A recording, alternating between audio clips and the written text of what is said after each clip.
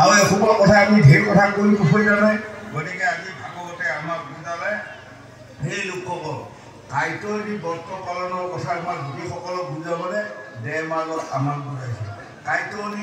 সৌবৈ নিগমৰ ভাগৱতৰ এটা দৃশ্যাংশ আপোনালোকৰ ওচৰত বেগত পাইছোঁ আৰু ইয়াৰ ব্যাখ্যা ভাগৱত চলি আছে।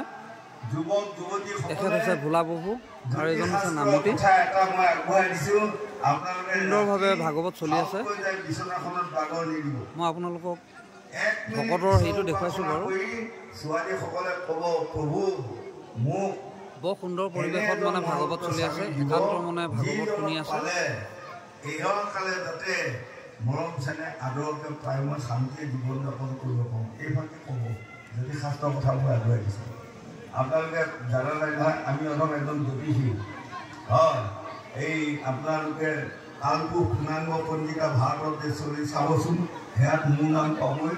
মই বেষ্ট ওচৰত পাওঁ আৰু ল'ৰাসকলে ঈশ্বৰ অকণমান চিন্তা কি নিয়মত কেনেকৈ কোনে কৰিব সেইমতে কৰি পেলাই ক'ব ঈশ্বৰ প্ৰভু মোক এনে এগৰাকী মনপুত পত্নী দিব যিগৰাকী পত্নী পালে এইখন সংসাৰত বৰ শান্তিৰে যাতে জীৱন যাপন কৰিব পাৰোঁ।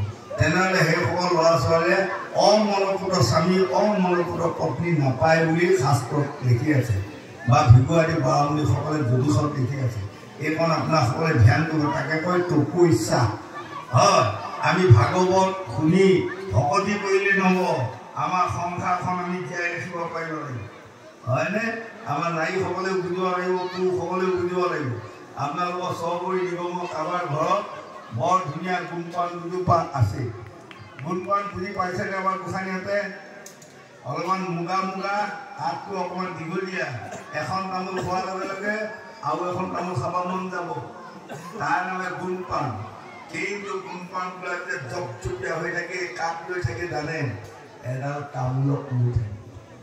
তামোলডাল যিদিনা বাগৰি পৰিব গুণপানজোপা গতি নোহোৱা হয়। গতিকে গুণপান মানে কোন? আমাৰ আই মাতৃ হ'ল আৰু তামোলজোপা কোন? আমাৰ পুৰুষ হ'ল। কিন্তু সেইবিলাকৰ ডেকা বন্ধুসকলে বাহাদুৰি নামাৰিব।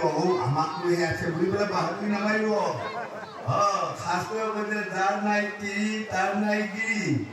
যিজন মানুহ তিৰোতা নাই এইখন জীৱনত তেওঁ জীয়াই থকা কাম নাই।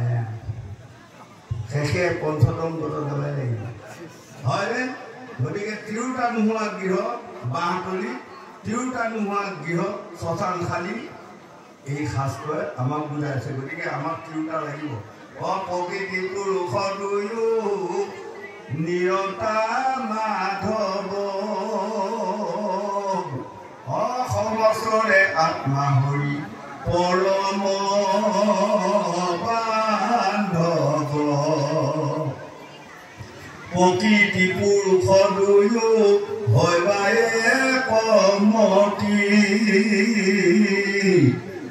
তেৱে শেষি জীৱ দানা হৰিত ভকতি।